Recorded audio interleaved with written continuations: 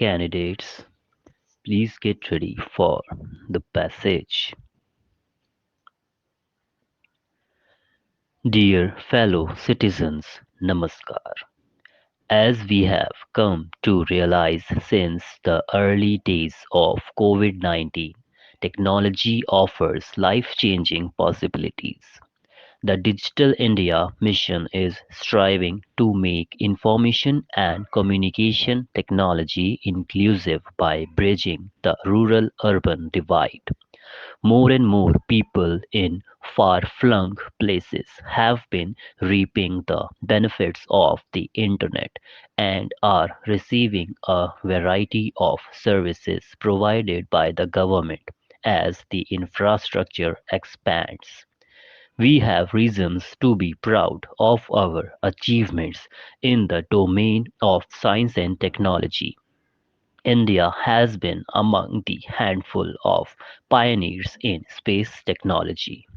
As long pending reforms in this sector are underway, private enterprises are now invited to join the quest.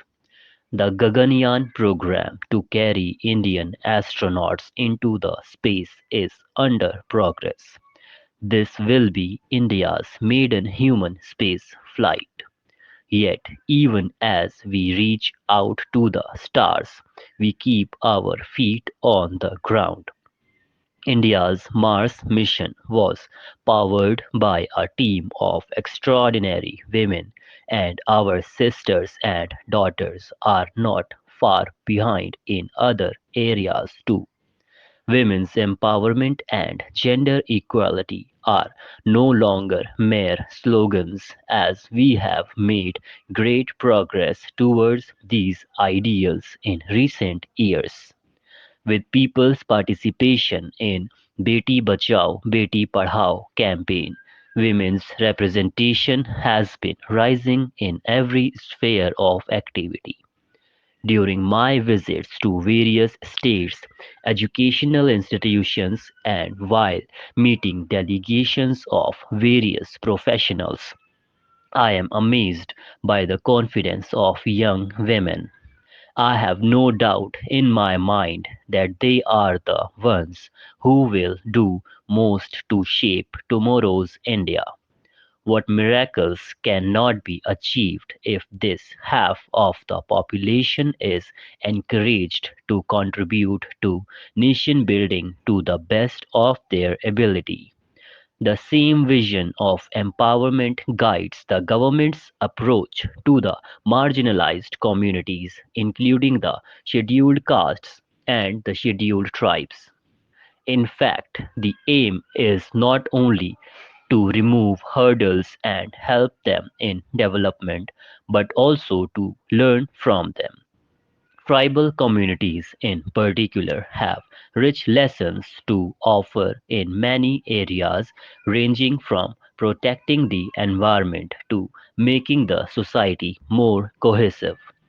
Dear fellow citizens, as a result of a series of initiatives in recent years to transform all aspects of governance and unleash creative energies of people, the world has started to look at India with a new sense of respect. Our interventions in various world forums have started making a positive difference. The respect that India has earned on the world stage has resulted in new opportunities as well as responsibilities. This year, as you know, India holds the presidency of the Group of 20 Nations. With our motto of universal brotherhood, we stand for peace and prosperity of all. Thus, the G20 presidency is an opportunity to promote democracy and multilateralism and the right forum for shaping a better world and a better future. Under India's leadership, I am sure G20 will be able to further enhance its efforts to build a more equitable and sustainable world order. as G20 represents about two-thirds of the world population and around 85% of global GDP. It is an ideal forum to discuss and find solutions for global challenges. To my mind, global warming and climate change are the most pressing among them. Global temperatures are rising and incidents of extreme weather are increasing. We are faced with the dilemma to lift more and more people out of poverty. We need economic growth, but that growth also comes from fossil fuel. Unfortunately, the poor bear the brunt of global warming more than others. Developing and popularizing alternative sources of energy is one of the solutions. India has taken a commendable lead in this direction by giving a policy push to solar energy and electrical vehicles. At the global level, however, emerging economies need a helping hand from advanced nations in the form of technology transfer and financial support. To maintain the balance between development and environment, we have to look at the ancient traditions with a new perspective. We need to reconsider our basic priorities. The scientific aspects of traditional life values have to be understood. We must once again rekindle that respect for nature and humility before the vast universe. Let me state here that Mahatma Gandhi was a true prophet of our times as he foresaw the calamities of indiscriminate industrialization and cautioned the world to mend its ways. We need to modify our lifestyle if we want our children to live happily on this fragile planet. One of the changes suggested pertains to food.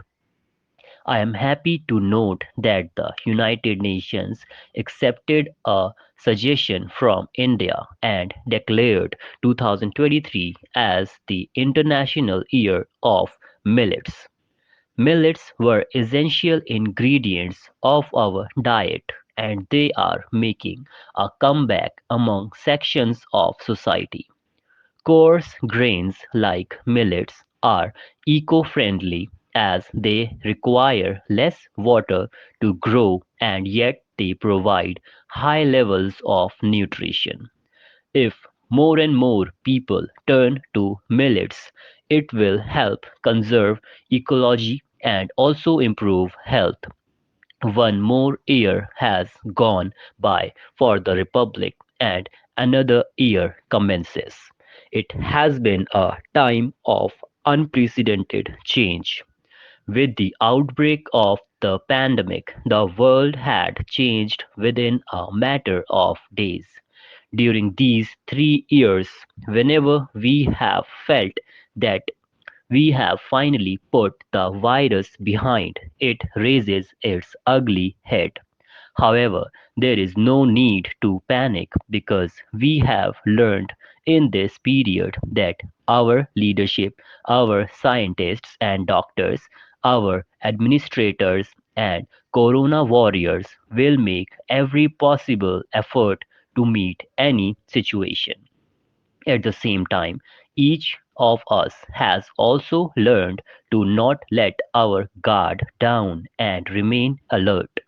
Dear fellow citizens, generations of people working in different fields deserve praise for their invaluable contribution in the development story of our republic so far. I commend the roles of farmers, workers, scientists, and engineers who combined strength enables our country to live up to the spirit of Jai Jawan, Jai Kisan, Jai Vigyan, Jai Anusandhan. I appreciate every citizen who contributes to the nation's progress. I also convey my greetings to our diaspora, the great ambassadors of India's culture and civilization. On the occasion of Republic Day, I convey my special appreciation to our Jawans who guard our borders and are ready to make any sacrifice for the country. I also express my appreciation for all the brave soldiers of paramilitary forces and police forces who provide internal security to their fellow citizens.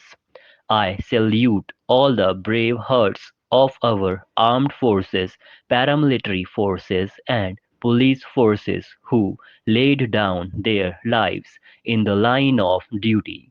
I convey my blessings to all the dear children for their bright future.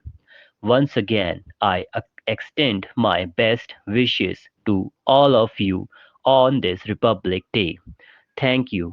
Jai Hind, Jai Bharat.